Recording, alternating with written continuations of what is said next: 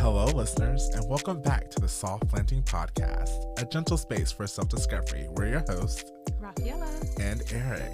This week, we're talking about realizing it's not you, it's them, and making the oftentimes difficult decision to go no contact. We are joined by our amazing guest, Dr. Lexx Brown-James, the premier sexologist leading the field of sexuality with hashtag shame-free sex ed and innovative sex therapy skills.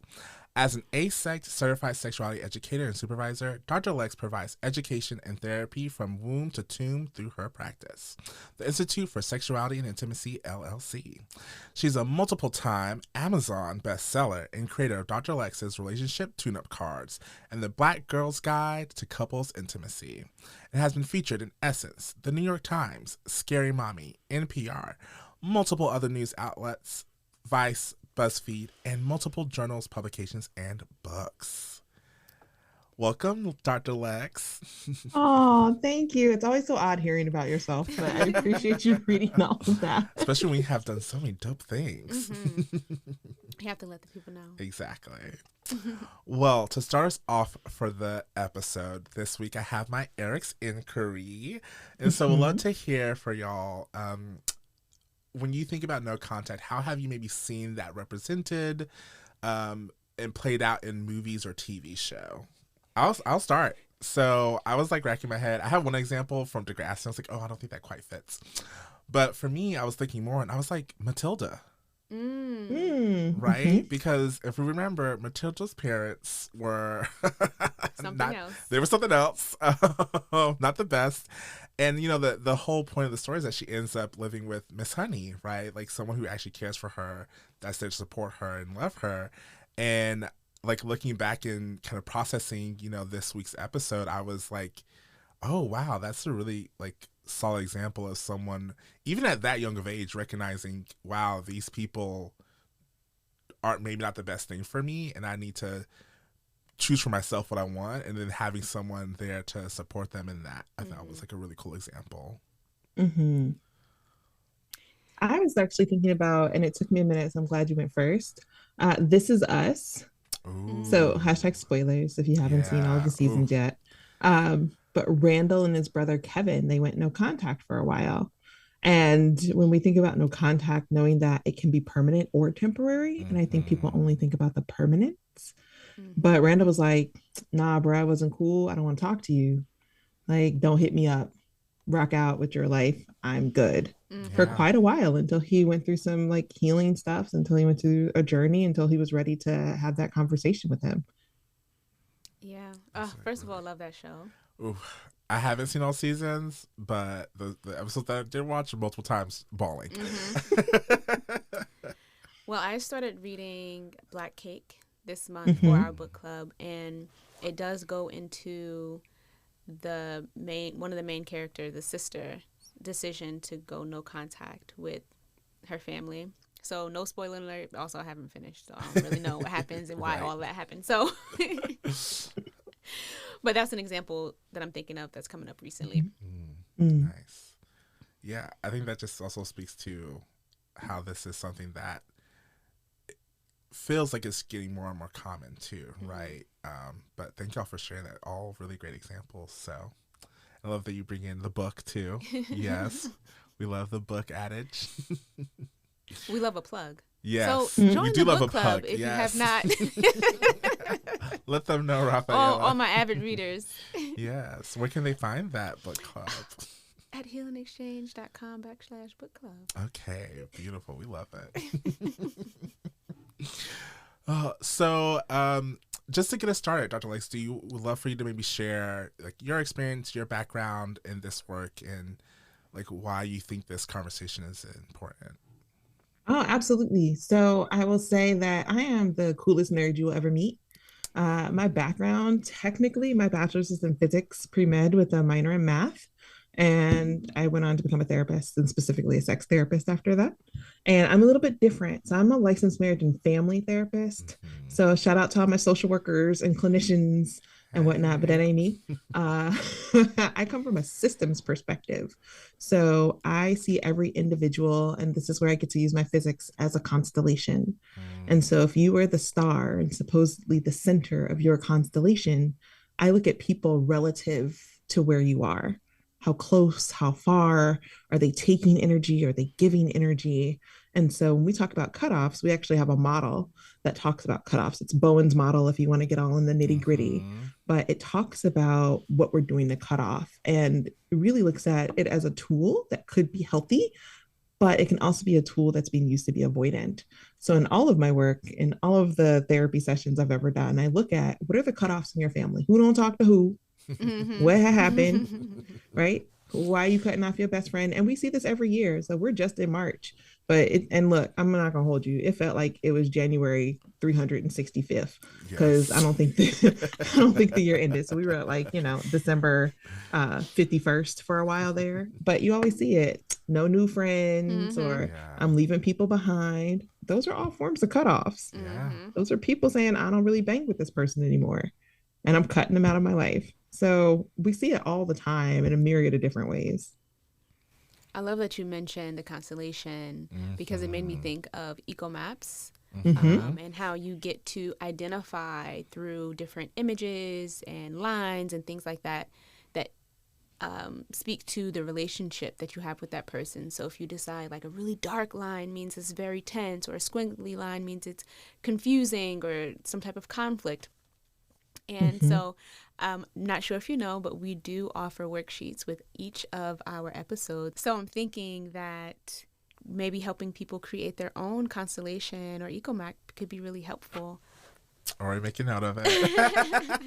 I love that idea. Yes. So like in our field, we call them genograms, right? So the same idea of this kind of family tree, this hierarchy, and who you're closest to, who's abusive, who has been incarcerated, all that stuff we add on to like our own kind of family mapping. So absolutely, I think sometimes people don't look at that. And you can do it for social groups, you can do it for sororities, you can do it for classes, cohorts, you can do it for all of these things. And you learn so much when you actually put it all down. So I would love to support you in making a worksheet if that's helpful. And then I'm sure you probably already have a worksheet, but I will definitely disseminate that because that's dope. Thank you. We would love it. Yeah.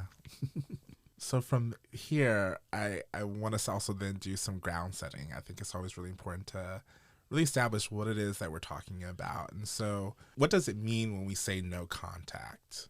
Yeah. So I think that's been really hard as technology has caught up, right? Yes. So a lot of people are plugged into multiple different ways. We've seen jokes around, well, my best friend will, send me this TikTok and then I reply back to them on Instagram and then we have a regular text message. So we can be so ingrained with folks, but no contact is really a setting of a boundary. And if you love boundaries, right? So check out Nedra Tawwab's work, period, on boundaries. But it really is a setting of a boundary of saying like, hey, I'm not okay with this. I don't want to communicate with you in this way.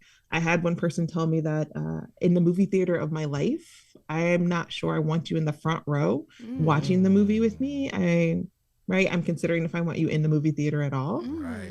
Right. And that's really important because people get to say who's in proximity to them and who gets pieces of them. And I think we're seeing that a lot I'm a geriatric millennial, so I'm going to go ahead and own that. As an old head millennial in the game. One thing I love about Dr. Lexx, the terms that you come up with, the hashtags, the phrases, all of it. Yes. I love that. Geriatric millennial. I think we're the generation, right? So like baby boomers and then Gen Xers, and Gen Xers are like, we're gonna, grin and bear it and tolerate through it. Right. And millennials was like, hell no. Yes. Not like we go no contact with jobs. We go no contact with family members. We go no contact apparently. With friends. Yeah. So it means I don't want to converse with you. I don't want to engage with you. I don't want to spend energy with you. And I'm good with that. I'm okay with that. And sometimes it's because, there's been trauma and hurt and pain. And sometimes it's like, we don't vibe. Yeah. Right? We've outgrown this. We're too different. We're not growing along the same path trajectory. So there's a bunch of different reasons for cutoffs, but it's basically meaning going no contact is I don't really want to engage with you in this way, shape, and form. And I'm putting up boundaries so we don't. I love that you mentioned the different spaces in which going contact can occur, and how easier things could be if we had this conversation, letting people know that it's possible. Because I think there's so much shame and guilt and expectations that make us feel like, oh, if I'm at work, I'm supposed to have a work best friend and what do people have? Work husbands, work partners, all this stuff, and I'm the odd person if I'm not engaging in that way, or people think I'm aggressive and not a team player if they don't know my business. And I know that's not the same as no contact, but it can be like when I leave this job. Don't call me, don't text me, don't email me. But when I come back, right, when I come back, we can resume some type of communication, and that's okay. Yeah. All right, so can we talk about, in your experience, what are some of the things that may lead someone to choose to go no contact, or maybe even having this conversation with a potential person about how they've been harmed or how they've grown apart? Oh my gosh. So on the lighter note, because this can get really deep and heavy. Mm-hmm. On the lighter note, it'd be like, I'm sick of your shit. Every time you call me. That's light. Right? Because it could be, right? You could be on some nonsense. I remember seeing a clip where this dude was like, you're not taking care of your kids. You can't be in my car. Get out. I don't want to hear from you. You a bum. Because their values didn't align. Mm-hmm. It was like, what you mean you're not taking care of your kids? I don't want to hear about your baby mama. You're not showing up for your kids. We don't know what wound that man was holding. Yeah. Right. But we do know he said, our values are not alike. If you can abandon your children, you can't roll with me. Get out my car. Right. And that's how staunchly he felt it. Off at the house? It was in the middle of the hit the pavement, buddy. Yeah. You better Uber. You better think about it. You better drop a pin. Right. So it could be something. Values don't align. It can be also like super detrimental harm, right? Whether that's financial, emotional, physical, sexual abuse, right? So it's like, I do not talk to this person because they have deeply wounded me in any of these traumatic ways. And then it can also be like, yo, I'm for the streets and you not, and I'm trying to be with the people that are for the streets. So if you're not for the streets, or if I feel condemned or shamed for the lifestyle that I'm living, then I might not want to be around you. I might not want to talk to you. I might not want to share these intimate details that make us friends anymore, because all of a sudden, you got a partner and now you're real uppity and we can't hang like we used to. So I'm good. So there's a myriad of different reasons why people go non-contact, from as much as our values don't align to like, I don't feel supported by you. I don't feel seen by you. I don't feel, you voted for who? Like, I don't bang with that. You just voted to put my life in jeopardy. Yeah. We can't talk. I'm good. Right. And then of course, trauma, right? And same that trauma goes intergenerational trauma. Like, grandma, we're not doing this no more. Every time I come over, you talking about my weight. I'm good. You can catch me on the Facebooks. Right. And if you don't know how to work Facebook grams, you SOL. Like, I don't know what to tell you. Because I'm not doing it anymore. So people go no contact, I think, oftentimes to protect their peace, right? The key is that you're not using no contact as punishment. So you're not yo-yoing back and forth as okay, now we can't talk because this person did a wrong and they're not remorseful, or they're trying to repair, but they're not doing it, quote unquote, the right way, or what you feel like is the right way. So it's not a power tool and dynamic. It really is a self-care tool versus trying to use it to manipulate other people into getting them to do what you want to do. I love that you mentioned that, and it's making me think about the difference between boundaries and ultimatums. So like you said, not using this as a tactic or a ploy to make someone behave or show up for you in a certain way. Could you talk a little bit about how you see those things differently, how you talk to your clients about that, and really trying to clarify that for folks, because it can feel like that, like, oh, if I don't do this, then you won't come around anymore. Yes. Absolutely. Right. And again, so there are some things where if like, you don't do this, we can't come around. If you're going to keep misgendering my child, I'm not going to keep bringing them around you until you learn differently, because you're causing them active harm. Right. And they're saying, well, I'm just going to call Susie instead of Susie Bill. Then we're not going to come around, because you're telling me that you're choosing to purposely harm my child.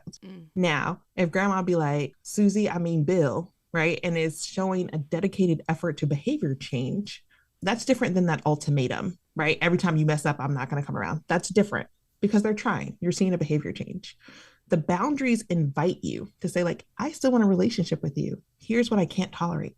Here's where we need to have a line. Here's where we need to have a check-in. Ultimatums are, it's this or that. I'm out unless you do this. And it's a force. And oftentimes there's not room for behavior change, consideration, or even room for repair. And then the cutoff would happen after you've tried to invite them into the boundary setting, see how they respond to that. And then if they continue to do harm or are adamant about, nah, it's Susie around here, then we'll say, okay, well, me and mine are going over here. Exactly. I think cutoffs I like to think of them as a last resort, right? Unless something's just so egregious, right? If we need relationships to flourish, we need intimacy to flourish, and not just romantic intimacy because people think that's what it is.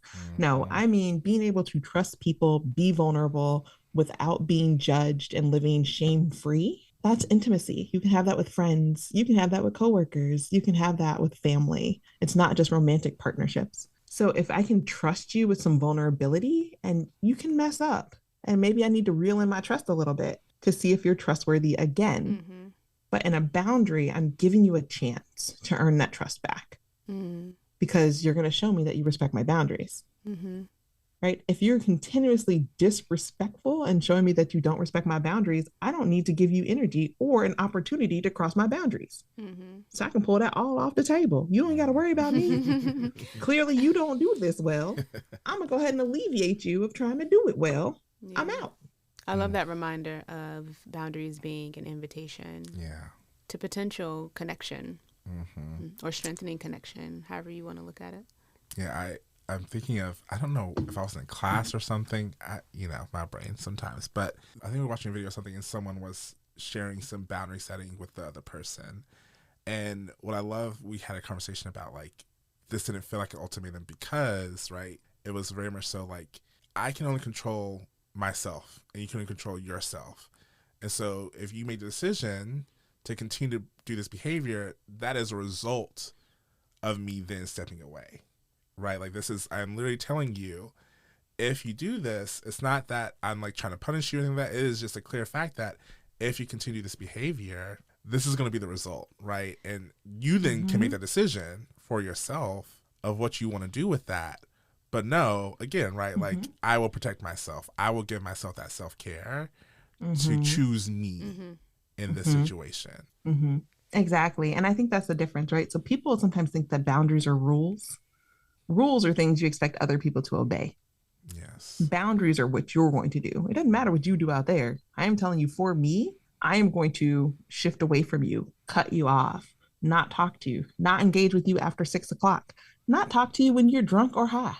Those are my boundaries. I'm in control of those because people break rules all the time. And that rule, you don't have any say over what other people are going to do. It's really about what you're going to do. And so boundaries are really about the person and person first, not the other people's behavior.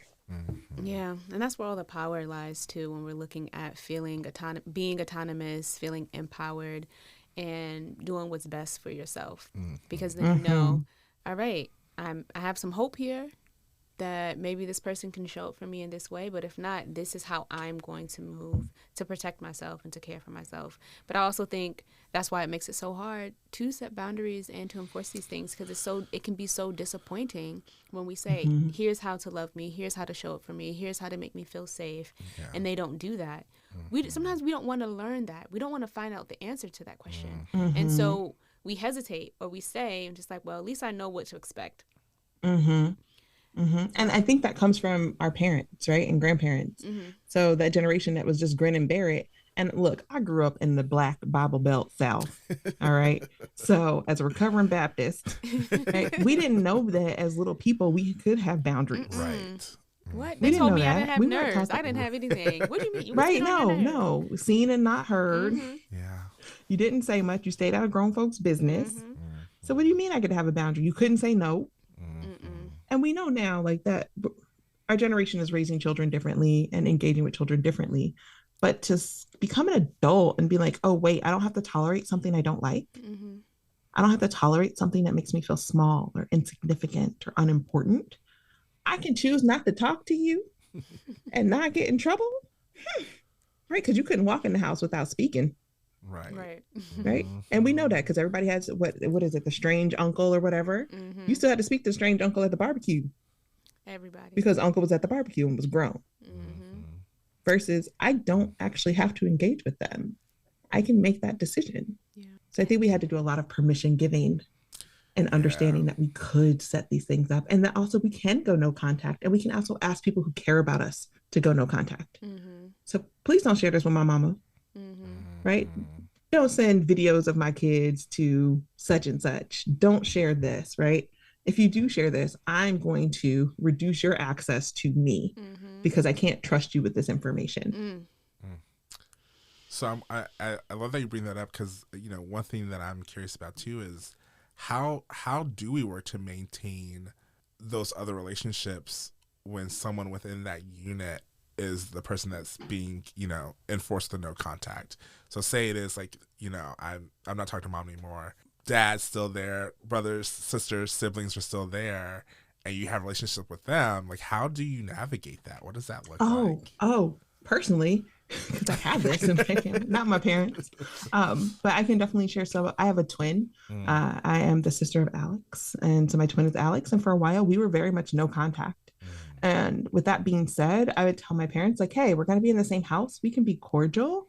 But what I would like you not to do is try and force us into emotional conversations. Right? It is not your job. And I had to tell, I don't know what she is, girlfriend, somebody he was with. I was like, this is not your place. Don't you ever call me with this ever again. I have the skill set to navigate any relationship I'm in. And I am purposely choosing not to navigate this one in this way. You're out of your depth. Right? Oof. And so, I mean, okay, look, it was real, so whatever. But exactly, like I felt that. But it's clear, it's direct, right? You're setting expectations. Right, and that's the boundary. Like we can be cordial and cool, that's fine. But what you will not do is try and instigate and triangulate us into a thing when we are not there. Right? Because you don't have all the context, you don't have all the information, and you don't have the feels that are between us. So when you do that, right, I had to put up a line, like, don't cross this line, because then you can get some got too. At the end of the day, if you want to get got, then go ahead. But if you don't want to get got, stay out the line, stay out the way, because it's not your business in that way, right? And same with family. I'm like, please don't do that. It's not okay. We can navigate this, and we will navigate it when we are ready. You forcing it makes it worse. And most people don't want to make it worse. They're trying to make it better. They're trying to make everybody kumbaya and come together. No, you're making it worse. And honestly, and you're making it distant. And honestly, when they're trying to do the kumbaya, it's fake. It's like we want you to put on a show that you're together, that you've forgiven each other. But even for the folks who do know all of the history and the context, you wouldn't want me to be in a relationship with this person if they didn't do the work and repair. Right. So it's just like very superficial to make everyone else feel comfortable when we're together. So I love that you also mentioned, like, we can be cordial, but we're not going to be kikiing. I'm not going to be sharing intimate details and having these conversations. And everyone else feels uncomfortable with that because of how Let's it go, used to be. Rafaela, because who's centered when they do that? It's about them feeling uncomfortable. You feel uncomfortable, so you're trying to make me do something. That's not my job. You need to go self-regulate. That's on you. And also, what I notice typically is the one who's getting all of the talk to, if you will, is the one who's probably not the wrong, quote unquote, wrong one. It's the one who received the harm and the disrespect. So how about you go talk to your son? How about you go do that? Talk to them about apologizing and repairing instead of coming to we me. like to love sons and raise daughters. And, and telling us to be the bigger person, right? Hold them accountable. Right. Ain't no big people over here. We all going, I don't even believe in hell, but we gonna go to hell today.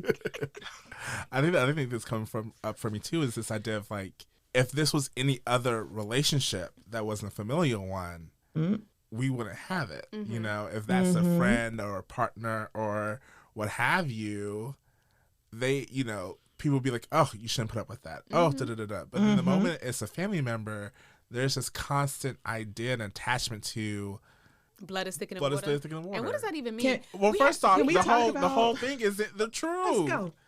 Let's go. The whole thing is what, the blood is thicker than water, the covenant or something like that. There is more to that saying, but it basically doesn't mean blood is thicker than water, but you're right. It doesn't. And so that we are holding on to this idea that, well, family comes before all else, but then at the detriment of ourselves. Mm-hmm. What they say in Soul Food? Oh, what did family do to her husband? Yes, I just saw that clip literally yesterday, the day before. Yes. Well, no spoilers, even though that came out decades ago. Right, for people we all know what Faith did, okay? Right. Yeah. Faith should have got hands too. Listen. But what I will say is it's a bigger, if we want to go into the social worker like macro model, right? Mm-hmm. It is a very individualistic and white supremacist idea that your family's blood is thicker than water, right? Mm-hmm. Because it says that in this individualistic thing, your family is supposed to be closer to you versus the community that's supposed to take care of you, right? Other people are valuable outside of your family. Yes. Other relationships are very valuable and necessary to thrive. But we're supposed to honor the family one more than anything else, no matter how detrimental that family has been. You always got to forgive your mother. That's your mother. That's your mother. Is she though? Has she been a mother? Has she behaved as such? Yeah. But and that's why it's so backwards, because if we're really sitting here saying family is so important, you're supposed to put family first, but where's the behavior that also supports that? Yes. So you want me to just take anything in the name of family or tolerate anything and just keep it moving, as opposed to having good boundaries and setting expectations and having accountability that says we're a loving, kind family that shows up and loves one another. So if they really cared that much, they would make the attempt to deal with and to work through those issues. Yeah. Exactly. Yeah. Exactly. So sometimes that no contact is necessary. And again, it's there for the health of the person, for their mental health, for their emotional health. If you're consistently in systems and dynamics with people that are deprecating and shrinking and decimating you, how do I expect you to go out and navigate healthy relationships? This is where that self-sabotage that we see in the therapy room comes in, where it's like, why are we picking fights with this person that you supposedly are so in love with? Well, they're too nice to me. What? Yeah. Make that make sense? Yeah. Well, I don't know. It's kind of boring because there's no drama. Because they don't call you out your name and dismiss you and put you down. Okay, well, let's talk about where you learned that that's what love looked like. Right? So we see it manifest and blossom in all the other relationships. It's a foundation. Shaky, but it's the one that we have for sure. Well, let me ask you this. Are there any drawbacks to taking this route, going no contact? What would you say are like the benefits and the drawbacks of making that decision? So if I start with obstacles and drawbacks, right? It can be a quick way to be self-isolating, especially if it's the only tool in your arsenal. Right? If as soon as you're dissatisfied, if as soon as you're uncomfortable, as soon as you're hurt, you cut off, then that's going to make for a pretty lonely existence. Yeah. And it's actually going to give you a rep, especially if your community is very small, right? So let's say you're a Black, queer, kinky person in a rural area. That's going to give you a rep real fast because there ain't going to be too many Black, queer, kinky people in that community. Right? So it's like you a one-hitter quitter. You have one chance with this person and then they're going to cut you off. And you can become rather isolated rather quickly, right? And also known to not have a lot of grace or patience, or maybe to be perfectionistic, and people will feel that pressure of not wanting to mess up around you or wanting to be perfect around you, which doesn't lend to building trustful, vulnerable, intimate, delicious relationships, right? Yeah. The other obstacle is there's potential that other people might change over time and you might not get to witness that. So going no contact means that you're not using your Finsta to stalk them. You're not trying to like go through some secret Facebook group to find out what they're up to. Right? It really means that you're going about your life without them in it. Yeah. And so you might miss out on some of their own accomplishments, right? Graduations or having a kid or getting married or whatever. So you might not be a part of that. And you also might lose family and friends. You might lose the people that side with them. Who think that you're being petty, and petty isn't a form of resistance. They might think that you're being childish and that you should just grow up or quote unquote be the bigger person. And so you might lose the people that might be on their side, and that could happen too. So those are some of the obstacles and the challenges if it's the only tool in your arsenal, and you might lose some people along with that person.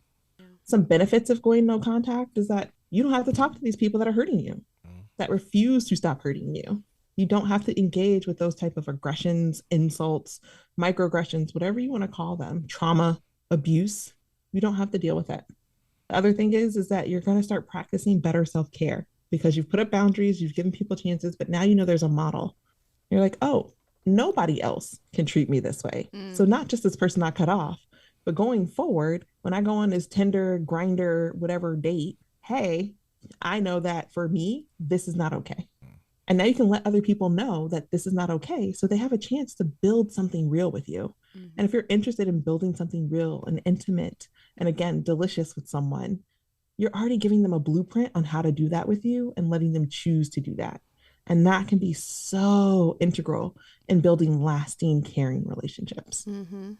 I think that's so essential because people often struggle with setting that as a standard or foundation, and what does that mean about them if they have these type of standards, especially if they grow up in a family or society that makes them feel bad. Like, oh, you think you're this, or you think you're better than everyone. Yeah.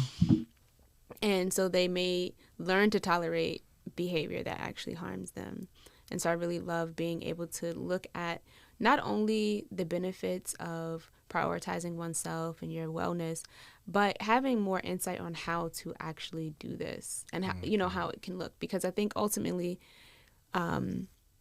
we usually see that one example where you never see this person again, and they're blocked on all platforms, and it just makes things really hard when we're dealing with the emotions like grief and loss, which is important. And how do you let people know like that may be a real experience that you have to navigate after you cut someone off?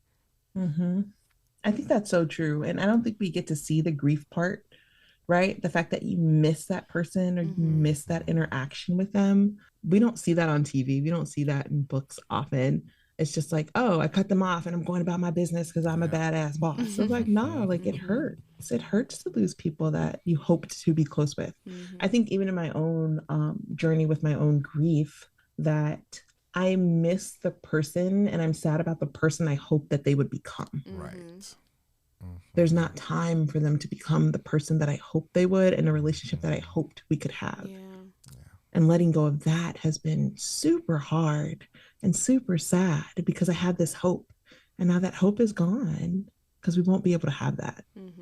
Ooh, what about potentially like the version of yourself or the experiences you have with someone and losing that because you no longer engage with them? Losing that potential self that you would have been. Or that you were, but now that you don't have that relationship anymore, it doesn't get to show up as much. Yeah. Again, right? So that if we're on different growth paths, like maybe now I'm, in the house and not out in the streets, but I miss, for the 99 and the 2000s and not being able to turn up in the same way. Being outside. Right? Absolutely. I think another thing that was coming up for me just now too was that piece of when other people are trying to make you feel things. And, through the process of researching this episode, I even recognized a very specific moment in my life. This was either my senior year of high school or right after we graduated. My dad had died that year, and a friend of mine, his mother had finally divorced his dad. And I'm getting emotional just thinking about it because he has shared with me like how happy he was about it. He was like, I don't want to see this man again. Like, he's awful, da da da. And I remember saying to him, I was like, well, but like at least you still have your dad, And like looking back on that, how I'm like, wow, one, he could have easily just been like, well, F you, leave me alone, bye. And he wasn't, right? But and recognizing too my own place of hurt that was coming from, but really wishing that, it was like 18 barely or whatever, but recognizing how that was really diminishing his own experiences and his experience with his fathers. And, I didn't know the whole story, like you were saying. I didn't know all the things that are happening at home. I knew that there was some stuff that was going on that wasn't great, and how, even in our own minds, how we can, reinforce these ideas onto other people who are going through this and pushing our own expectations on them. and how really important it is for people to also be thinking about that. You know, if someone shares that information with you, being supportive and not turning to those moments of like, well, you only get one dad, or oh, da da da da, and really diminishing their own personhood in those moments. And that's what we're socialized to do, right? Yeah. Honor your mother and your father above all else. We were socialized to do that. And so that was your first socialized reaction. Yeah. And then you had grief behind it. But also wanting your grief to be seen too. Like, I don't have a dad anymore. That's really hard. Yeah. And you're going to complain to me about the dad you have? Hold on. So yeah, there's a combination of things there that were, one, hard for 18-year-olds to navigate in the first place. Yes. But then also two, really great big feels and two very different perspectives. All right. Well, Dr. Lexx, thank you so much for this really lovely conversation. I could talk to you infinitely more hours. But what are maybe some final thoughts that you want to leave our listeners with, and then share with them where, you know, they can find you as well? Oh, thank you so much for having me. I loved being here.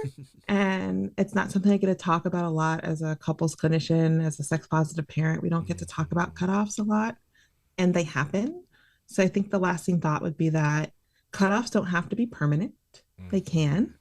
And they don't have to be all or nothing. You get to construct what a cutoff will look like. And I don't want it to be the only tool in your arsenal belt of coping.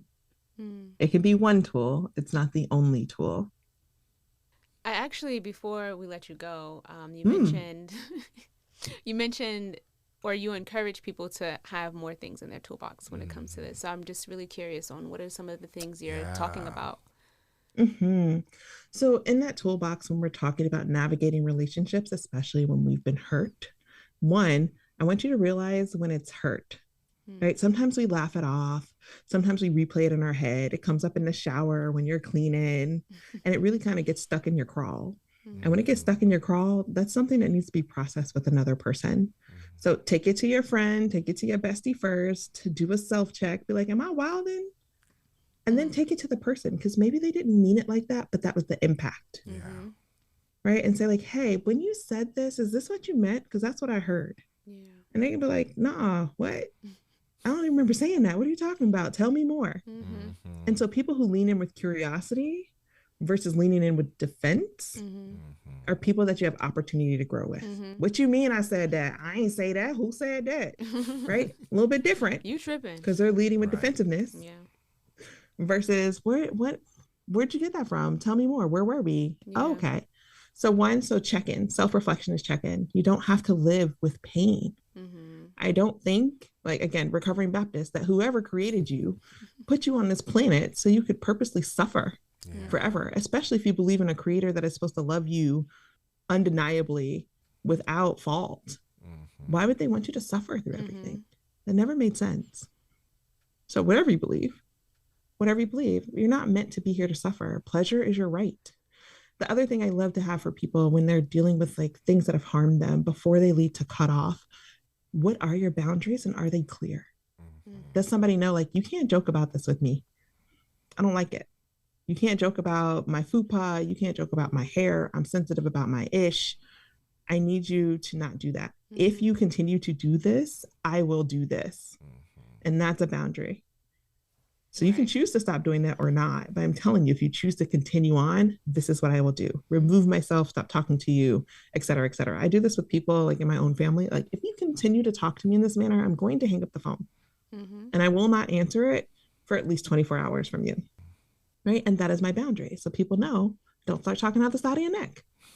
If you want to continue a conversation with me, we can't talk out the side of our necks to each other. So once you identify those boundaries that are important to you, make sure you can communicate them. And then you're saying, I've already told you what I'm going to do. Last but not least is your follow through. Don't be like, don't do this and I'm gonna do this, and then you don't do it. Because you're just telling the people that you're going to continue to tolerate it. Now it's going to be hard. That first time is going to be hard. People are going to be mad at you. You got to build up your tolerance for people being mad at you. It is okay that people are mad. That is okay. You do not have to be liked in all aspects. Right? Once you're able to do, I think, those three things in that arsenal, so cutoffs building and identifying when you're actually hurt and being able to communicate that. And then also identifying what your boundaries are, communicating it and following through. So 4 things in your arsenal, then you're going to start navigating relationships and building them to be healthier and mutually beneficial. Yeah. Beautiful. Thank you. Damn. So good. Well, thank you. Seriously, this was a gift. Thanks for having me. Yeah, I'm just thinking about the many ways that this can look, and I hope that people have had a moment to reflect on, you know, really taking the time to create or build their art. What word did you use? Arsenal? Yeah? No. Build that for themselves. So. Awesome. And then ways that you can find me. So I'm Lexx, LEXXSEXDOC. So Lexx Sex Doc across all platforms, except for Snapchat. It's hard. I don't know how to navigate it. But Instagram, Facebook, and I don't really do Twitter much. It'll always be Twitter. And TikTok, I am Lexx Sex Doc across all those platforms. So feel free to reach out, to follow. I do not give advice in DMs, so please don't slide through there. But if you'd like to reach out and ask for a consult or something like that, you can go to lexsexdoc.com. Thank you. Thank you so much. All right. You want to close us out? Yeah, so you can follow us at Soft Landing Podcast on Instagram. You can also go to Healing Exchange, that's xchg.com/podcast, to find the podcast, the transcript, and the lovely weekly worksheets that we give y'all this week with the Eco Map. And listeners, join us next week as we move from going no contact to talking about how to maintain our platonic relationships. All right, y'all. We'll see you next week. See you soon. Bye.